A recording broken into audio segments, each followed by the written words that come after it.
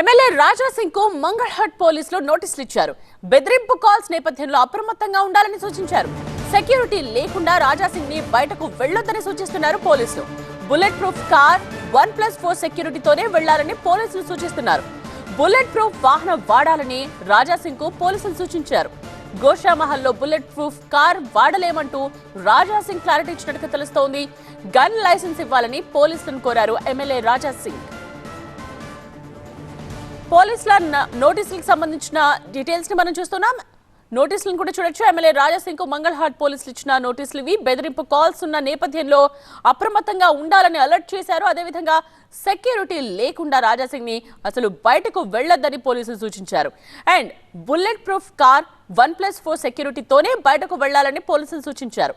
Bullet proof వాహనం వాడాలని రాజా సింగ్ కు చెప్పారు పోలీసులు.